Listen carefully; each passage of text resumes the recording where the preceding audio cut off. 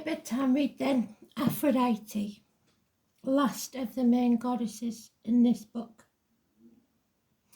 Aphrodite is the Greek goddess of love and beauty. Her symbols are mirror, in which she admires herself, and her girdle of desire, which makes her irresistible to men. Aphrodite is known as the lover of laughter, fair voyage, and she who turns us to love. Where Aphrodite treads, flowers will spring up, and the dove, the rose, and the apple are sacred to her. So if you see a dove, or you know the significance of the rose, if your name is Rose, and the apple, Adam, obviously, Eve and Lily, are all sacred to her. Aphrodite is also known as the Golden Aphrodite and Aphrodite Pandemus of the people. Her conception was a little unusual. She is said to have been born in the sea at Paphos in Cyprus from the severed phallus of Uranus, the sky father. So that would be Aries in the tarot deck. Discarded when her son Kronos castrated him for his cruelty in not allowing his mate Gaia, the Earth Mother, to let her son see the light of day.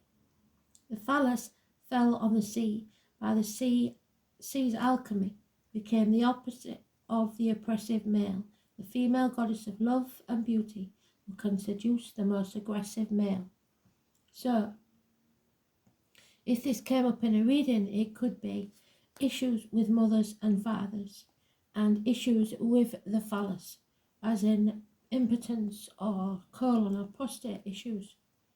Zeus, the king of gods, married her to Hephaestus, the lame blacksmith god, who we could say is Chiron, a stretch of imagination because of the wounded. Whereupon she embarked on a passionate affair with a much sexier Ares. There we see Ares is mentioned again, the god of war, and was caught in bed with him, captured by a golden net which the crafty Hephaestus had rigged up for that very purpose. Even if you come from the higher echelons of society, Aphrodite, you always have the common touch. Aphrodite Pandemus means belonging to the people. So something belongs to the people. A prince or a refuse collector can be warmed in your Aphrodite smile and be made to feel he is the most important man in the world. The late Diana, Princess of Wales, displayed that gift par excellence, so the name Diana could be important. Your sunny warmth and charm means that you will naturally shine in the world of communication and PR, and you could sell snow to Eskimos if you put your mind to it.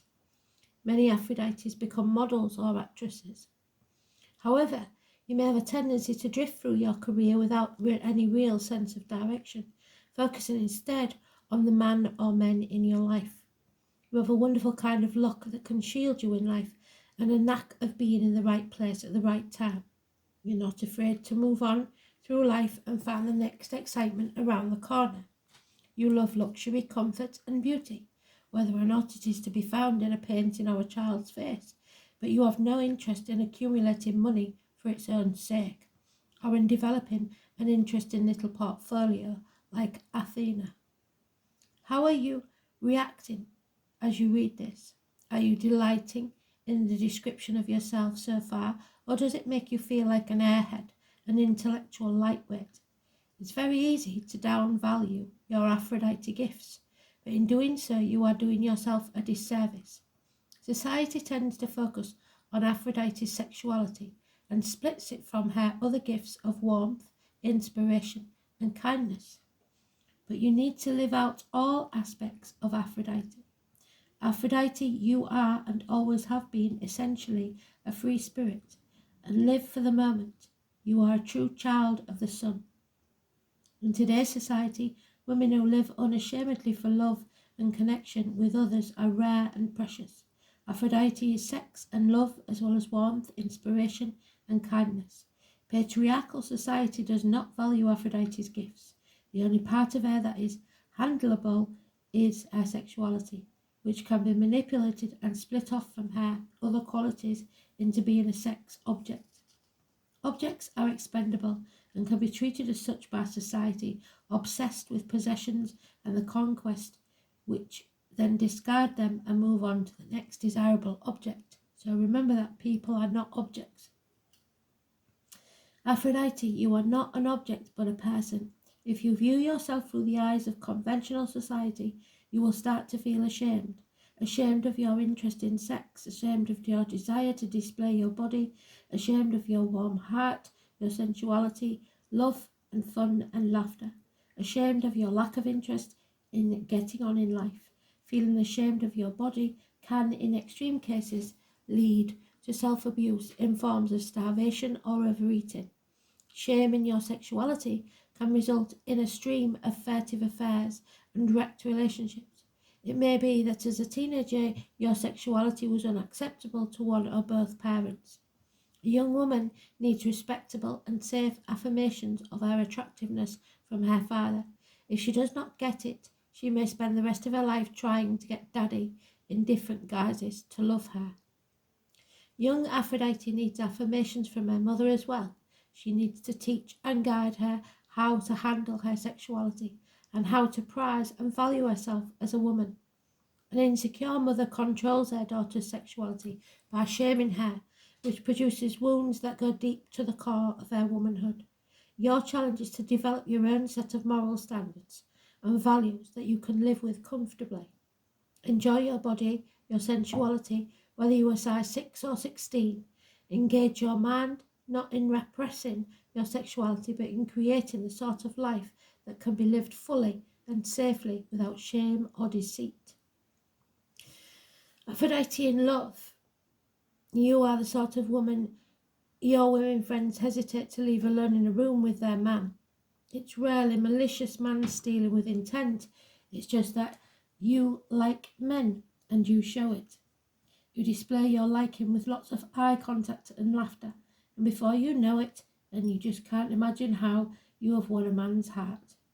It's not just your beauty, it's your warmth and genuine interest, and a ladylike exterior that does not entirely conceal your love of sex, sensuality and pleasure. You are also the mistress of inspiration. You love to collect around you a group of people to discuss issues of the day. In doing so, you may become an inspiration for those around you. Many Aphrodites become a muse for artists or fashion designers. It's not difficult for you to attract men, any man, but the sort of man that you are attracted to can be real macho man.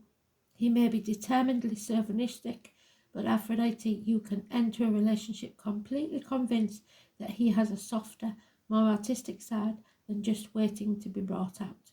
However, when the initial sexual thrill wears off, Aphrodite can find herself married to a handsome hunk who is well endowed with everything except sensitivity and brain cells. In your hurry to seduce macho man, you forgot that there were all the hours to fill in between that could not be horizontal together.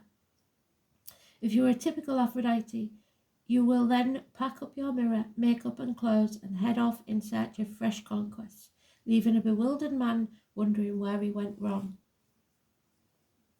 Aphrodite rules luck and good communication, and you may meet someone who is significant to you by accident or by synchronicity.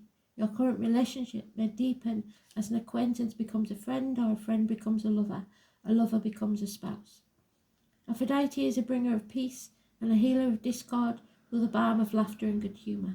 She can also indicate the need for change of scene and is a bringer of light. What has not been clear and becomes clear. What was complicated becomes simple. Aphrodite also comes to you when you have been living too much in your head. She invites you to look after your body, to be more in tune with its needs and wants, and look to your body for answers to questions. What does your gut feeling say about a person or a project? And what does your heart say about that house move? She was a bit of a madam, wasn't she? But a good madam. Thanks for listening. Bye.